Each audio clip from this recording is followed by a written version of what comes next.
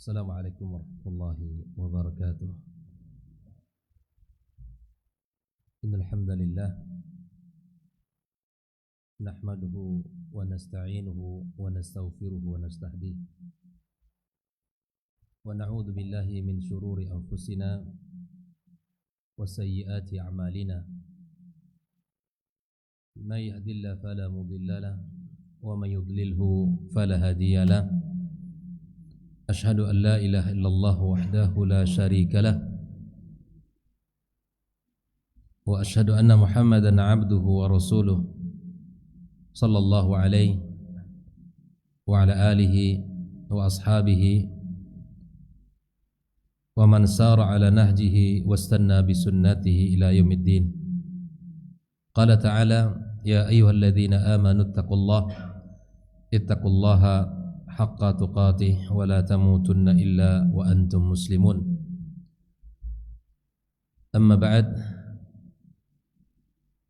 معاشر المسلمين والمسلمات الحاضرين والحاضرات المشاهدين والمشاهدات, saudara-saudari para penuntut ilmu dimanapun berada, alhamdulillah kita bersyukur pada Allah Subhanahu wa ta'ala atas nikmat yang Allah berikan kepada kita. Syukur yang tergambar pada ketaatan kita kepada Allah Subhanahu wa taala. Tadi Zal Khair Imam kita membacakan ayat yang luar biasa yang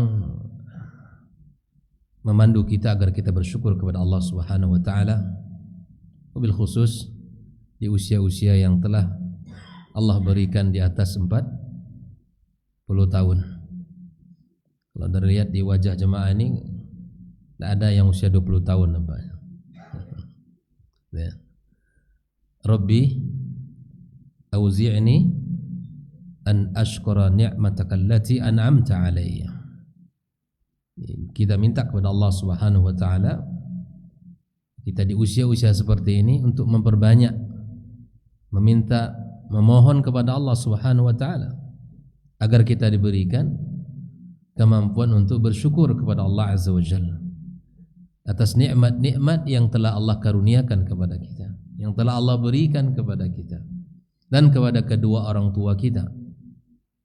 Dan kita minta kepada Allah Subhanahu wa taala agar kita mampu untuk beramal saleh. Kesyukuran itu tergambar dalam ketaatan kita kepada Allah Subhanahu wa taala, melakukan ibadah yang Allah ridai, yang Allah cintai.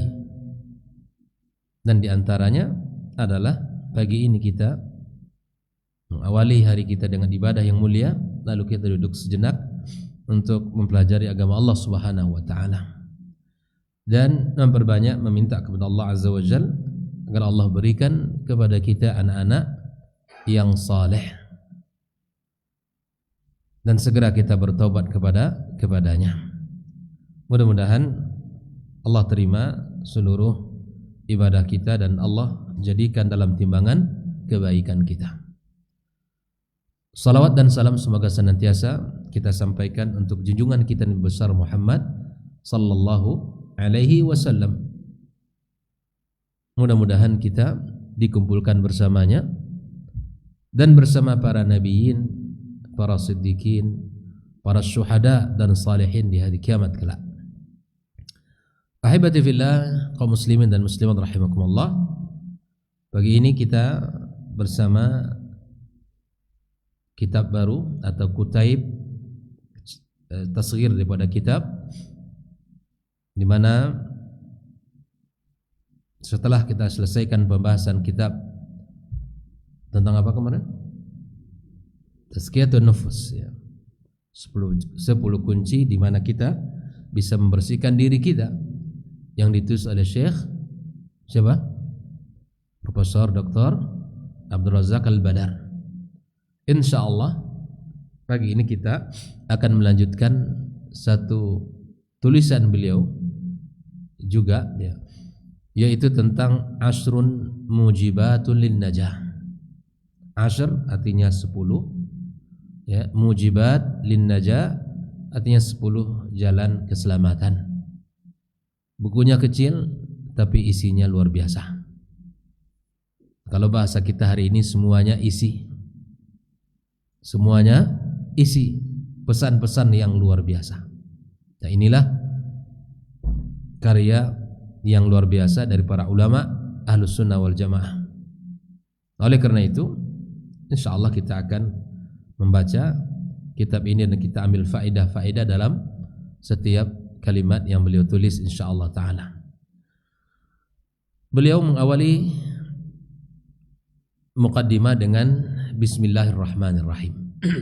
Seperti yang kita bahas bahwa para ulama pada umumnya mereka memulai tulisan dan karya-karya mereka dengan bismillahirrahmanirrahim.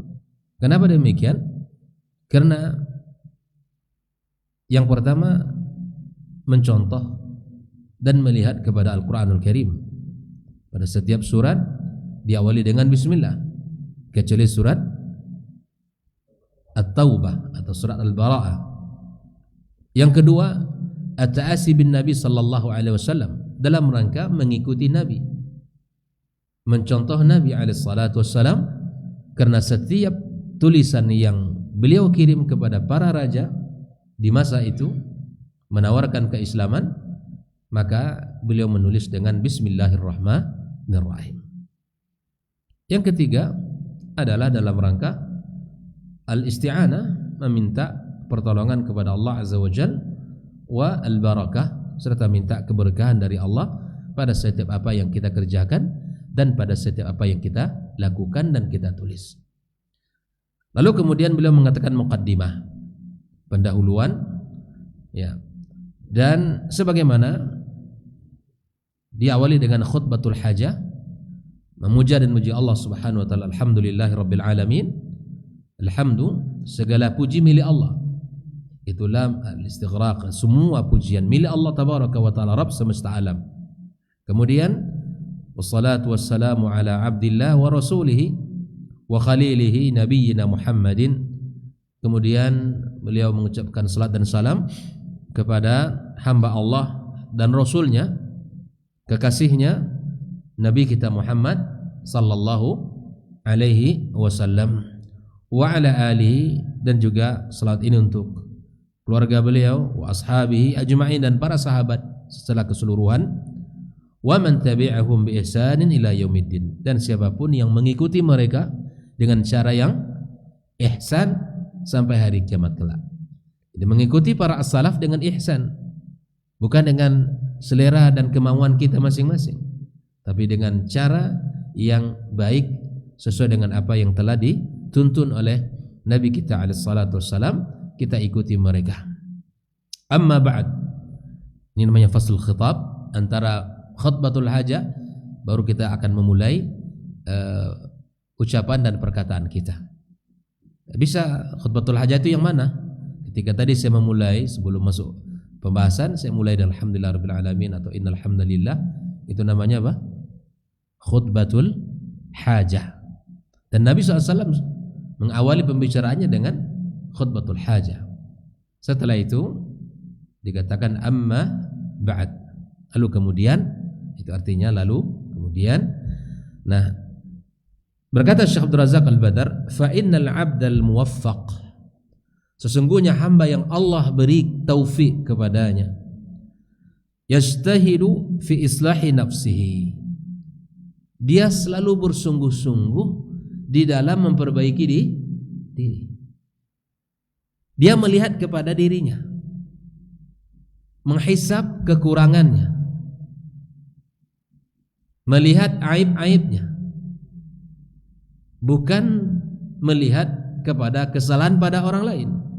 Tidak sibuk untuk menilai orang lain, tapi fa innal 'abdal muwaffaq, seorang hamba yang Allah beri taufik, dia yastahidu fi islahi nafsih, bersungguh-sungguh di dalam memperbaiki dirinya, wa tazkiyatiha, dan berusaha untuk mensucikannya. Ini sejalan dengan apa yang sudah kita bahas, ya. 10 cara dan kunci di mana kita bisa membersihkan, mensucikan jiwa kita. Dia itu yang menjadi usahanya, yang menjadi perhatiannya itu. Wa najatnya fid dunya wal akhirah. Maka di antara hamba yang diberi taufik oleh Allah, dia selalu berusaha mencari jalan keselamatan di dunia dan di akhirat. Semua kita pengen selamat di dunia dan di akhirat kelak. Kita ingin selamat pada apa? Pada diri kita, pada keluarga kita, pada harta-harta kita dan kekayaan kita. Kita ingin keselamatan pada diri kita, keluarga kita. Terlebih pada apa? Pada agama kita. Sehingga Nabi SAW mengatakan, wala taj'al musibatana fi dinina, kata Nabi. Ya Allah, jangan engkau jadikan musibah kami pada agama kami. Karena kalau musibah pada agama, jalan keselamatan itu sulit di dunia dan akhirat. Tapi kalau harta yang hilang, insya Allah dia tetap berada pada jalan agama yang benar, insya Allah akan ada kebahagiaan di akhirat. Kalau orang-orang yang dia cintai meninggalkannya, kembali kepada Allah Subhanahu wa taala, dia berada pada jalan keselamatan, jalan agama, insya Allah tetap bahagia. Tapi bila mana agamanya yang jadi masalah, walaupun dia banyak harta, walaupun dia kaya raya, walaupun dia punya kedudukan yang tinggi, banyak pengikut, ya, di sosial, di dalam kehidupan masyarakat dia terpandang, tapi musibah pada agama, tak akan ada arti itu semua. Jelas? Maka orang yang diberi taufik oleh Allah, dia senantiasa berusaha untuk memperbaiki dirinya, mensucikan dirinya, dan berusaha mencari jalan keselamatan untuk dirinya di dunia dan di akhirat kelak. Minas syururi wal mahalik, menyelamatkan di dunia dan akhirat dari hal-hal yang buruk dan hal-hal yang membinasakannya. Kita akan pelajari nanti kalimat-kalimat yang ditulis oleh beliau satu persatu. Fahadha matlabun 'azibun wa ghayatun jalilatun sammara ilaihil mu'minun. Ini adalah perkara yang agung, tujuan yang mulia, yang mana orang-orang beriman selalu berusaha untuk meniti jalan itu. Sammar itu semangat. Orang-orang beriman itu yang dicarinya. Tujuan ini yang ingin dicapai oleh dia. Wa shaghala balahum at-tafakkuru fi amri najatihim. Pikiran mereka itu selalu sibuk dengan apa, ikhwatal kiram? Dengan memikirkan sesuatu yang bisa menyelamatkan mereka di dunia dan di akhirat kelak. Orang-orang beriman, pikiran mereka sibuk dalam perkara ini. Kita akan lihat contoh yang luar biasa yang dinukilkan oleh Syekh Abdul Razak Al-Badar dalam muqaddimah. Ini muqaddimah aja baru nih. Wal bahtha 'anil mujibat allati fiha fawdhuhum wa salamatuhum. Orang beriman, pikiran mereka itu sibuk bagaimana cara dia selamat dan mencari jalan-jalan keselamatan yang membuat mereka bahagia di dunia dan di akhirat kelak. Yang dipikirkan itu bagaimana mereka selamat di sisi Allah Subhanahu wa taala. Inna hadzal ham warada ala khairi hadhil ummah ba'da an-nabi sallallahu alaihi wasallam. Hal yang seperti ini, kesibukan yang seperti ini, semangat untuk mencari jalan keselamatan ini, itu terjadi pada generasi terbaik dari umat ini. Setelah Nabi kita alaihi salatu wassalam, mereka para sahabat. Wahumul khulafa ats-tsalath al-awail. Kata Syekh, mereka itu adalah 3 khulafa, ya. Yang pertama di sini dalam kisah ini nanti, yang pertama siapa khalifah kita? Abu Bakar, Umar, Utsman. Tersimpul dalam sebuah kisah yang sangat indah. Kita baca kisahnya. Fa'an Utsman ibn Affan radhiyallahu taala anhu.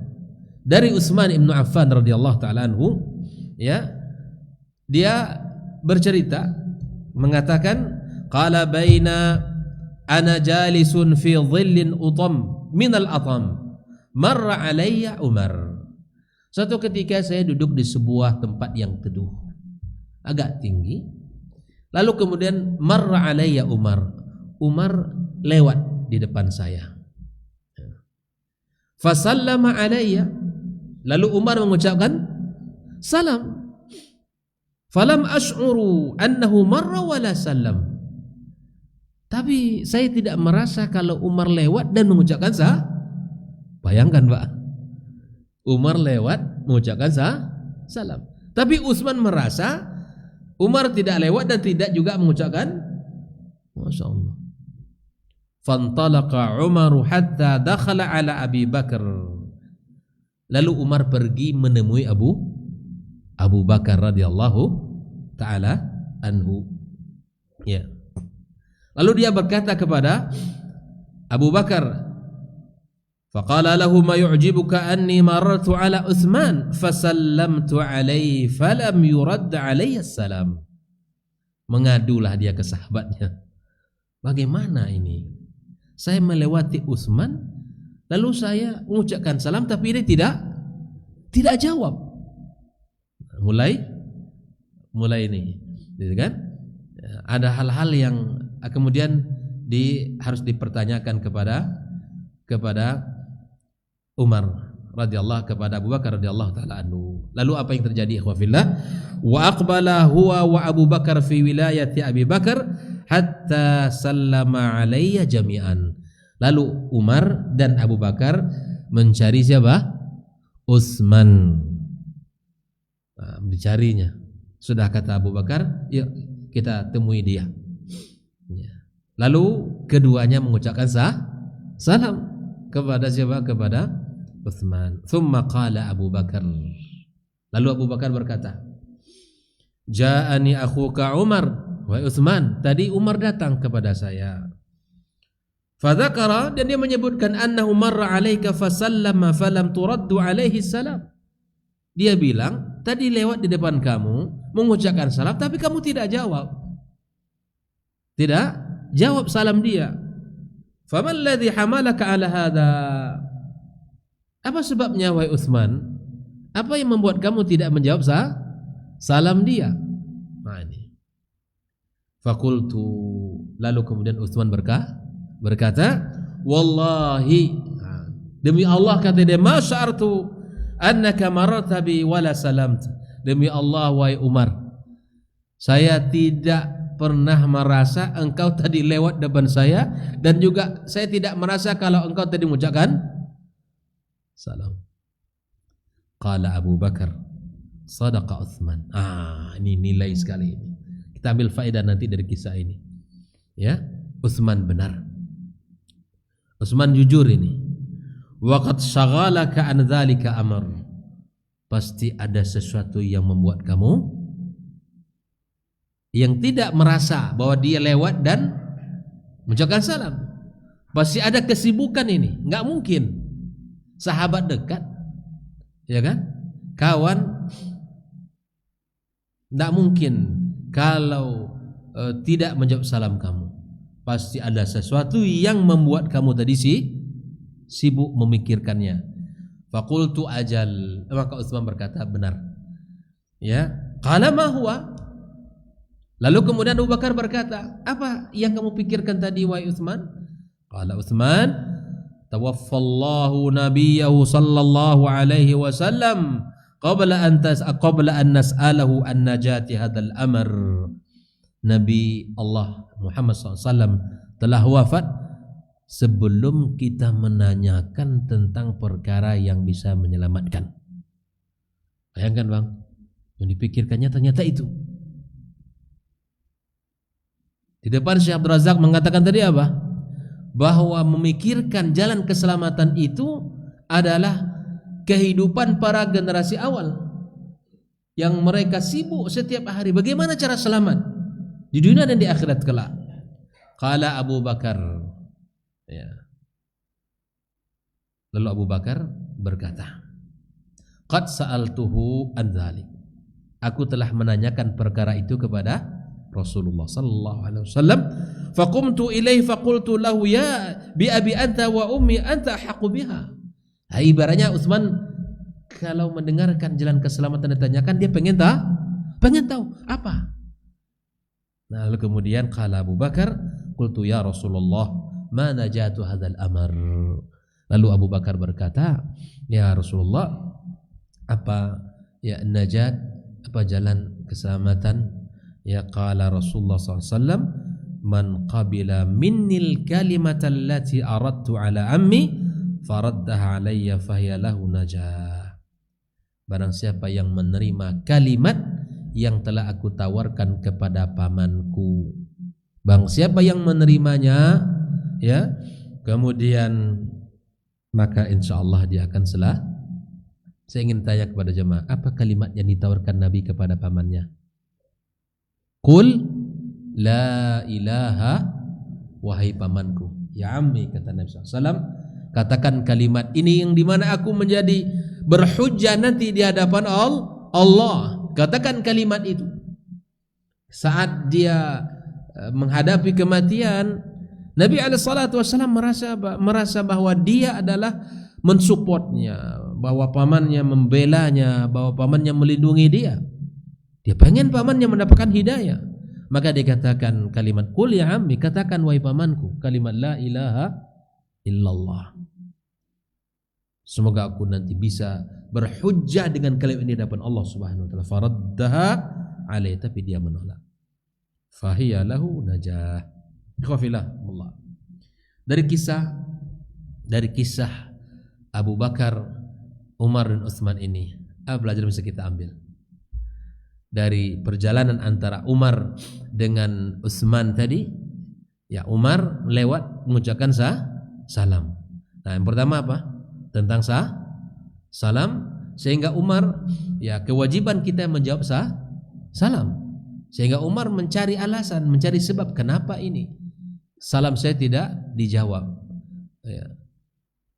Kenapa? Mengucapkan salam itu sunnah, tapi menjawabnya adalah wajib. Maka kemudian ya Umar radhiyallahu taala anhu menunjukkan betapa seriusnya ya para sahabat di dalam menjaga adab-adab.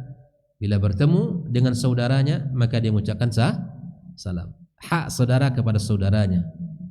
Hakul muslim alal muslim sit, kata Nabi SAW. Hak seorang muslim kepada saudara muslim ada 6 di antaranya. Idza laqitahu fasallim alai, bila mana berjumpa dan bertemu dengan maka ucapkan salam. Yang kedua apa?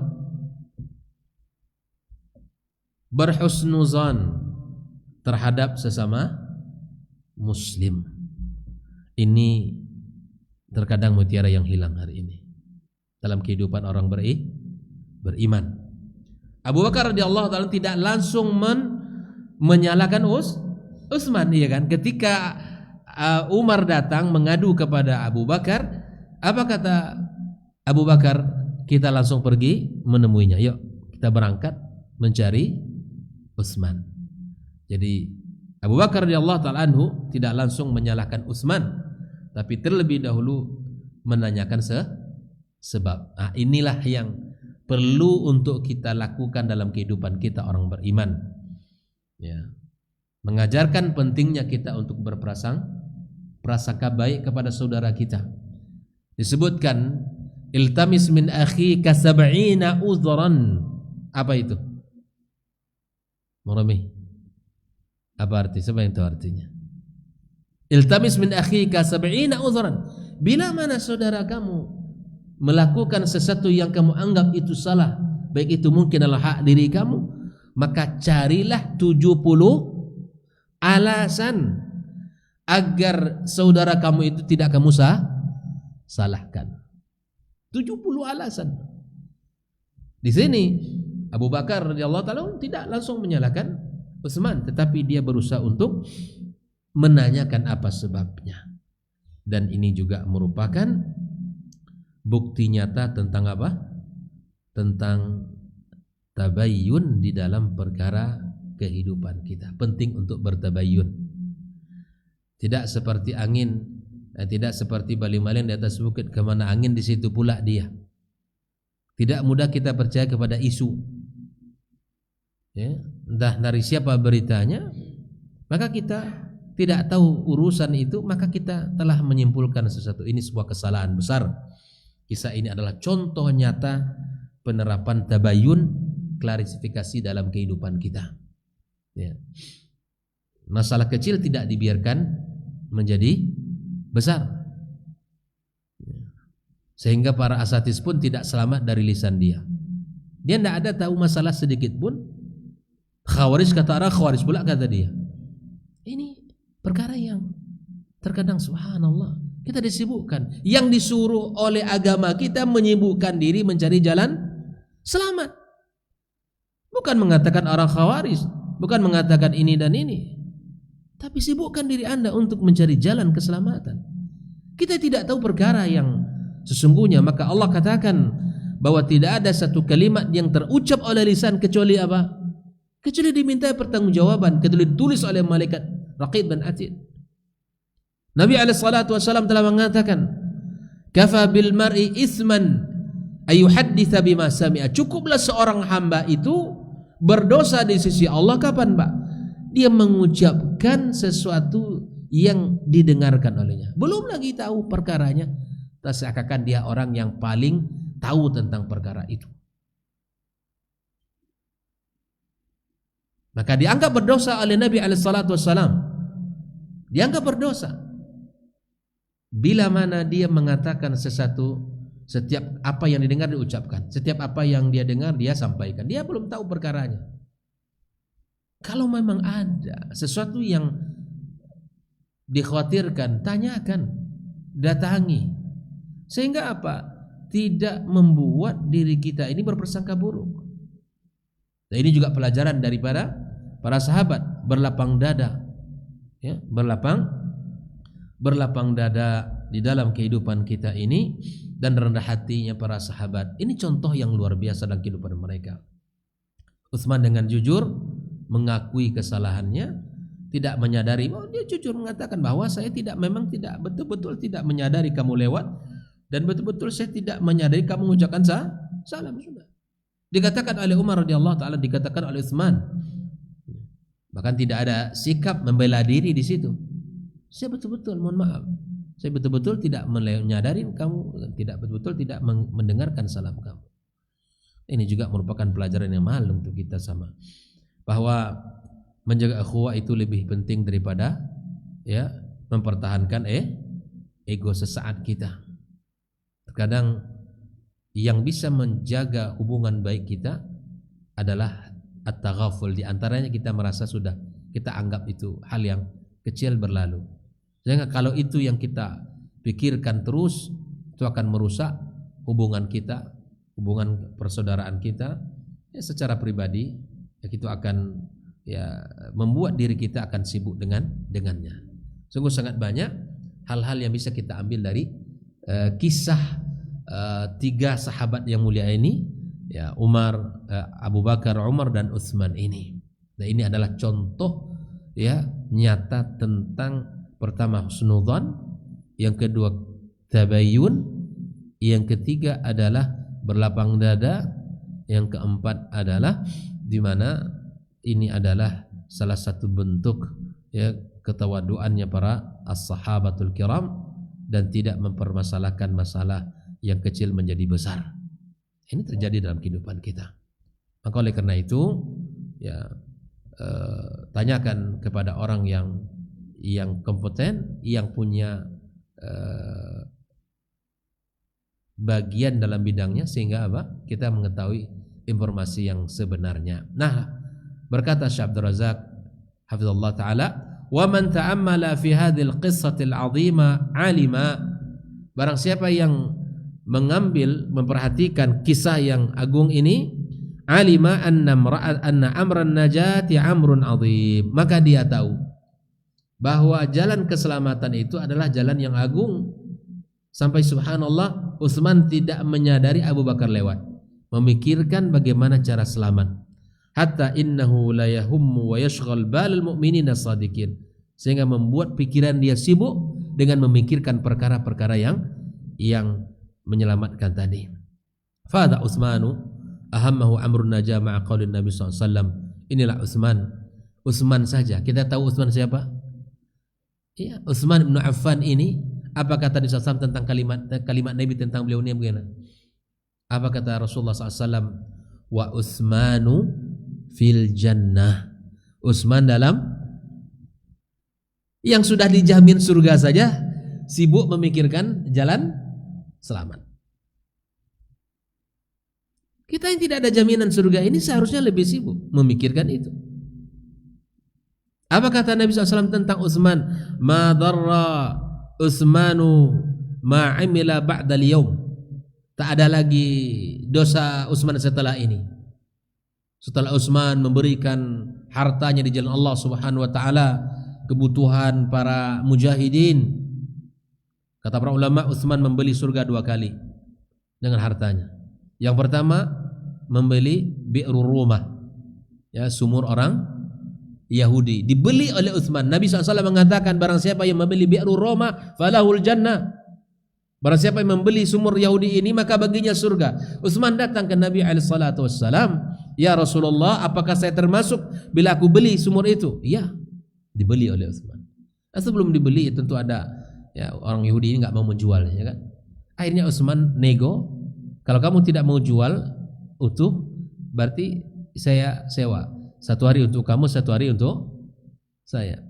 1 hari yang giliran Utsman di seluruh, ya, kaum muslimin diberikan untuk mengambil air, sehingga tidak ada lagi orang yang datang membeli air saat jatah orang Yahudi tadi. Sehingga orang Yahudi mengatakan kalau gini rugi saya, mendingan saya jual saja kepada Utsman. Dijual kepada Utsman, dibeli dan diwakafkan oleh Utsman.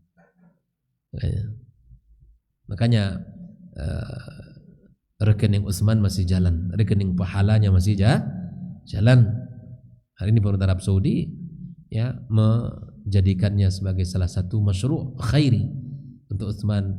Seluruh itu diberikan pahalanya kepada Utsman radhiyallahu anhu. Bayangkan, dia hidup di zaman kapan hartanya masih mengalirkan kebaikan padanya sampai hari ini.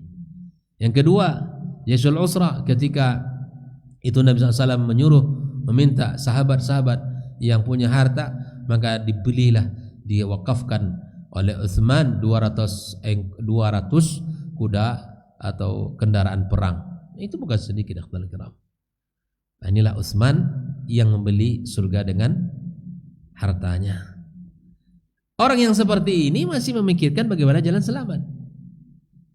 Jangankan Utsman radhiyallahu taala anhu, baginda kita alaihi salatu wassalam saja. Bagaimana ibadah di malam harinya? Disebutkan oleh ibunda kita Aisyah radhiyallahu taala menceritakan bagaimana hatta yatafattar qadamahu, sampai kakinya memar, bengkak, saking banyaknya rukuk dan sujud kepada Allah Subhanahu wa taala. Ketika itu ditanya oleh ibunda kita Aisyah, kenapa engkau lakukan ini semua wahai Rasul? Bukankah engkau telah diampunkan dosamu? Bukankah engkau telah dijamin masuk surga? Bukankah engkau telah dijadikan seorang Rasul? Apa kata Nabi SAW? Apa jawaban Nabi? Jemaah, bahasa Indonesia aja lah. Apakah aku tidak pantas untuk bersyukur kepada Allah? Maka di sini kata para ulama bahwa Nabi mengayatkan perkataan Aisyah, kenapa engkau solat seperti ini kali wahai Rasul sampai bengkak kakimu, engkau telah diampunkan dosa. Apa kata Rasulullah? Fa innahu da'bus salihin. Salat malam itu kebiasaan siapa? Orang-orang saleh sebelum kita. Maka jangan mengaku kita ini soleh kalau tidak solat. Jangan mengaku soleh. Kalau saya sudah soleh. Tandanya apa? Salah satunya, salat malam kalau nggak dijaga, berarti kita tidak meniti jalan-jalan orang kesolehan. Nggak pantas mengaku dia soleh kalau dia tidak salat malam. Kalau ingin mengatakan dirinya orang baik, orang soleh, maka salat malam itu adalah bagian yang tak terpisahkan dalam kesehariannya. Fa innahu da'bus salihin. Akhwal kiram rahimakumullah.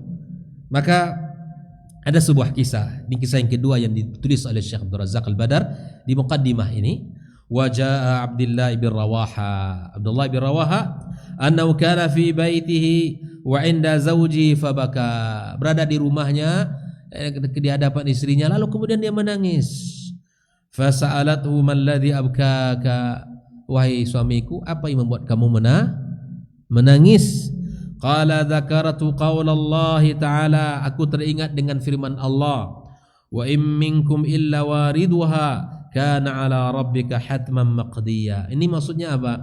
Bahwa tidak ada satupun bahwa orang yang melewati sirat kecuali akan masuk ke dalam neraka.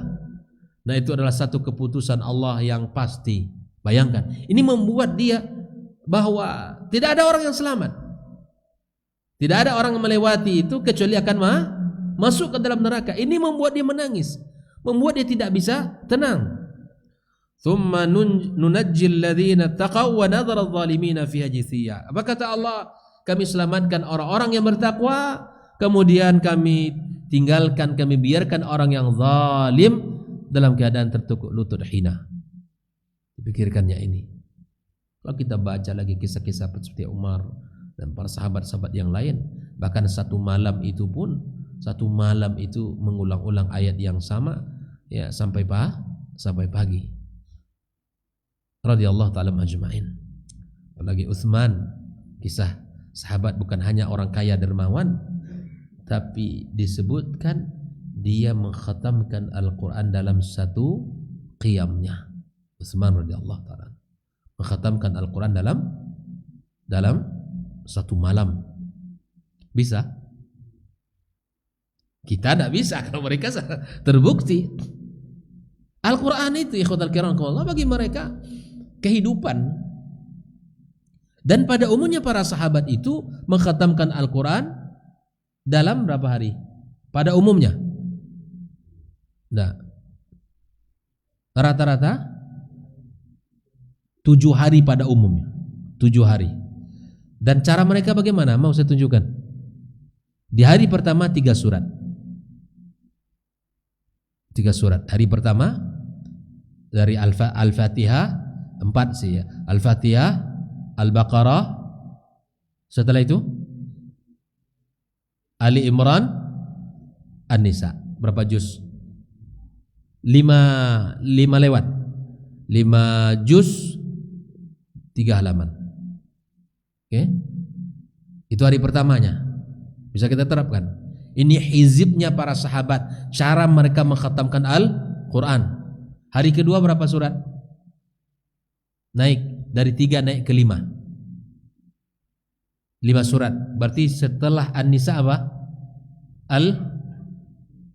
Al-Maidah sampai At-Taubah. 5 surat.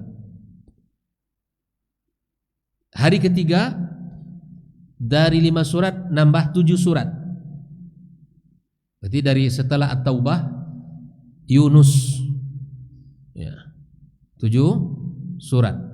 3, 5, 7 surat ini ya, bukan juz ya, suratnya. Dari hari keberapa lagi? Hari keempat. Hari keempat itu naik ke 9 surat. Hari kelima 11 dan hari ke-6 ya. Naik ganjil terus, lalu setelah itu hari ke-7 itu dari surat Qaf sampai An-Nas. Itu. Jadi coba kita praktekkan ini. Jangan 1 jam 1 hari lagi sudah naik level kita. Bisa. 1 jam setengah, insya Allah selesai. Saya mendengarkan ada sebuah kajian yang salah musyayikh kita luar biasa. Kata dia, sebanyak apa engkau baca Al-Quran di pagi harimu, di harimu, sebanyak itulah keberkahan yang engkau rasakan pada dirimu, keluargamu, hartamu, dan urusanmu semuanya. Barakah. Sampai seorang syekh itu mengatakan bahwa bila mana hizib, artinya kalau bahasa kitanya wirid yang dia jaga itu belum tercapai, dia tidak akan tidur malam. Di hari itu tidak akan bisa tidur. Selelah apapun katanya saya belum saya selesaikan, saya tidak tidur. Sebelum saya selesaikan saya tidak bisa tidur, nggak nyaman. Inilah rasa syukur tadi. Bagaimana cara menghadapi jalan-jalan hari-hari kita ke depan? Ya, bukan 1 juz 1 hari lagi. Makanya makruh oleh para ulama, di antara Ibnu Qudamah juga menyebutkan makruh kalau tidak mengkhatamkan Al-Quran selama 40 hari itu dimakruhkan. Itu waktu yang paling lalailah orang dengan Al-Quran. 40 hari Bang Rami. Kalau 1 juz 1 hari, ya 1 bulan khatam. Yang masalahnya adalah bukan tidak bisa memulainya. Banyak orang bisa memulai kebaikan, tapi sulit untuk bisa. Itu dia masalahnya. Hari pertama oke, kan? Hari kedua iya. Dari ketiga udah mulai hilang konsentrasinya. Nah, oleh karenanya kita naik level. Saya ajak diri saya dan teman semua kita untuk mencoba mengetahui hizibnya para sahabat, bagaimana mereka mengkhatamkan Al-Quran 40 hari. Itu waktu yang paling orang paling lalai sudah itu. Ini jangan 40 hari, 1 tahunnya Ramadan kemarin baru khatam. Ya kan? Di antara Ramadan tidak pernah khatam. Makanya di dalam Al-Quranul Karim di antara keluh kesah Nabi cuma 1 saja. Nabi tidak pernah berkeluh kesah kepada Allah kecuali dalam perkara apa? Bang, hanya 1 yang disebutkan Allah, 1 keluh kesah Nabi kepada Allah Tabaraka wa Ta'ala di dalam mendakwakan banyak ujian cobaan. Nabi tidak berkeluh kesah kepada Allah.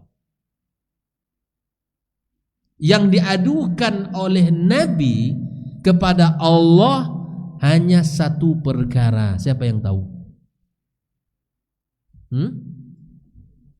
Keselamatan umatnya. Di dalam Al-Quran Allah sebutkan, Bang,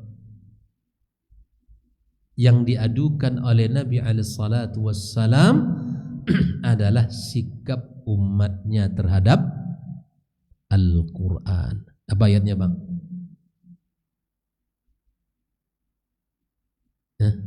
Apa ayatnya?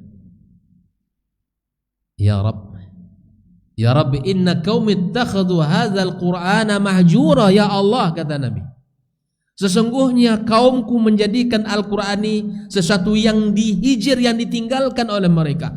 Padahal Al-Quran jalan keselamatan. Jalan keselamatan. Al-Quran itu jalan keselamatan. Tetapi Nabi SAW hidup di masa itu, para sahabat masih orang-orang hebat. Nabi mengadu kepada Allah tentang sikap umatnya yang meninggalkan Al-Quran. Maka baca Al-Quran di rumah tangga kita.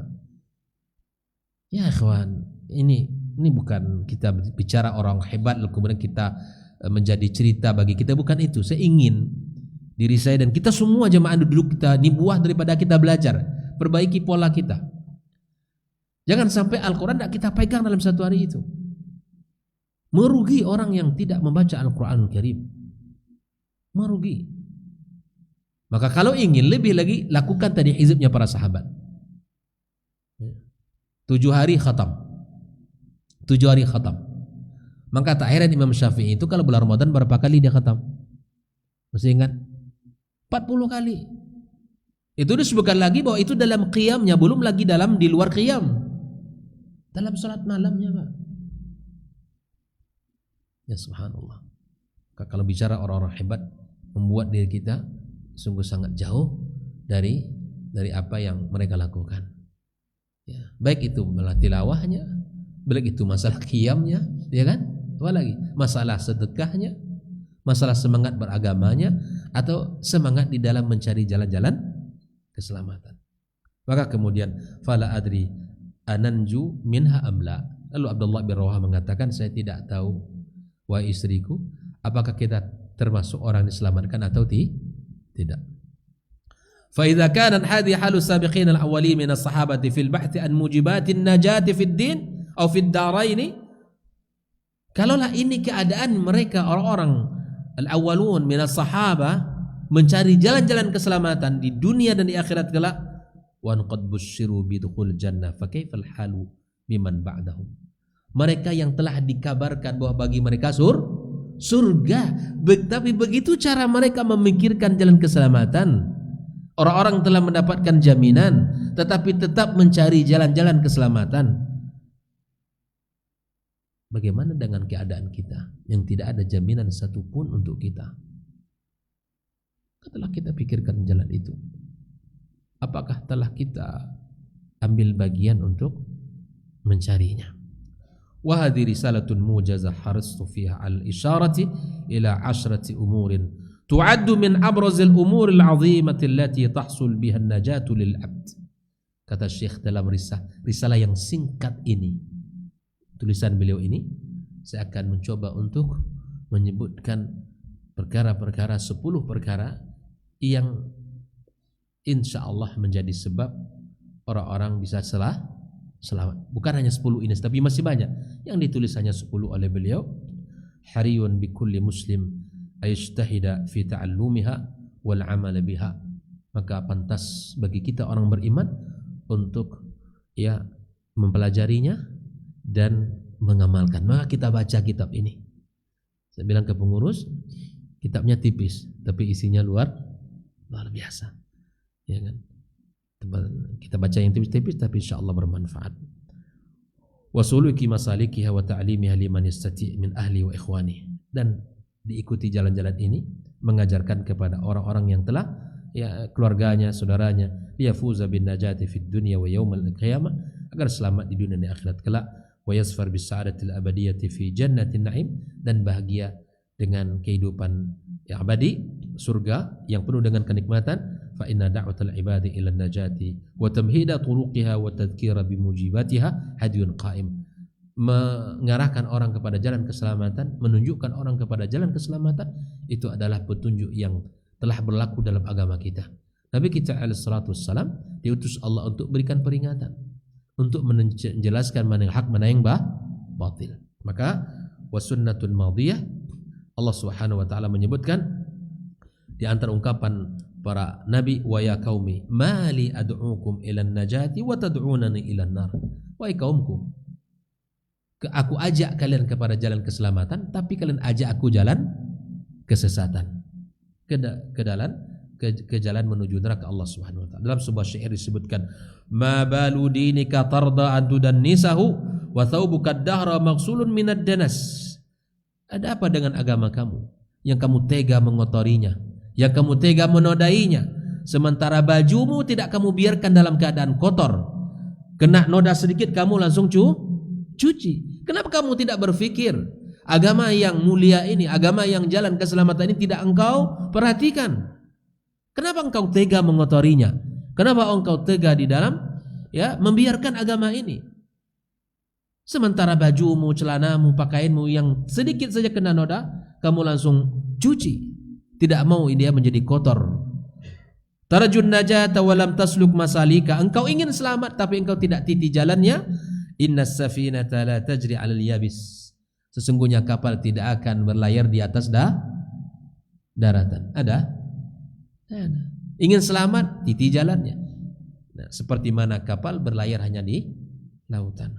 Fa inna Allah nahaja lil 'abdi tariqan najah wa fataha lahu abwabaha wa 'arrafahu turuq tahsil sa'adah. Sesungguhnya Allah Ta'ala memberikan kepada kita jalan-jalan itu, wa atahu asbaba, Allah berikan kepada kita sebab-sebabnya, wa hadzarahu min wabali ma'siyati, dan diingatkan kita dari maksiatnya, wa ashhadahu ala nafsi wa ala ghairihi syu'ma wa iqabaha, wa aqad ahsana qail wa hasrata taqaddal umur wan saraman. Sungguh sangat merugi, usia telah habis dan usia telah berlalu. Sa'atuhu baina dhulil ajiz wal kasal.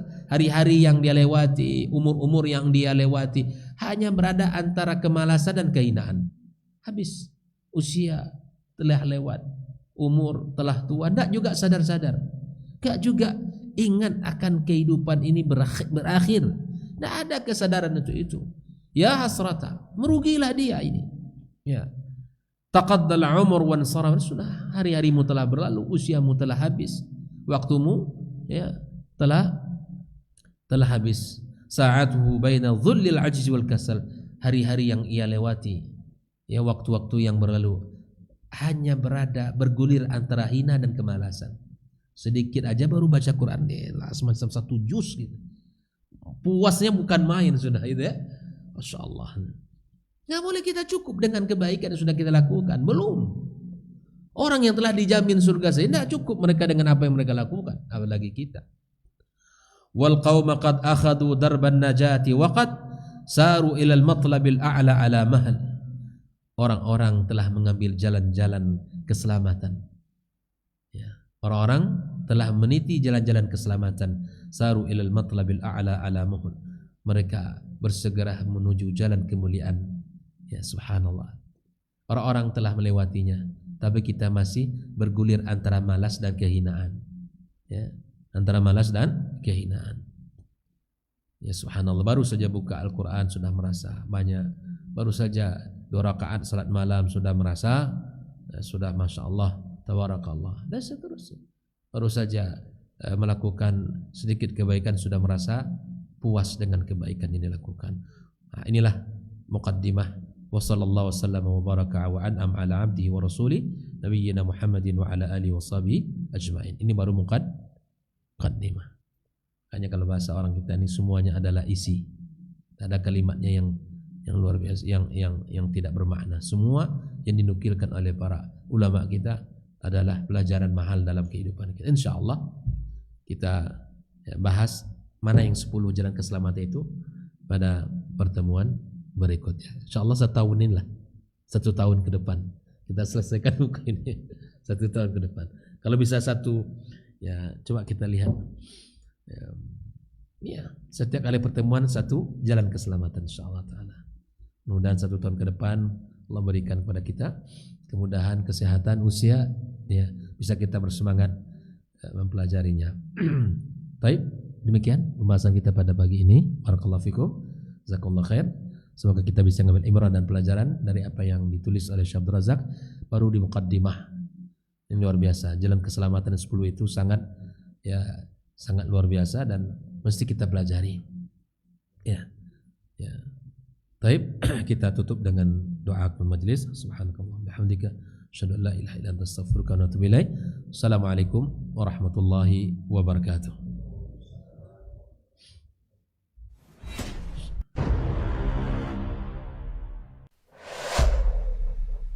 Dunia dan seisinya ini bagi Allah tak sama nilainya dengan sebelah sayap lalat.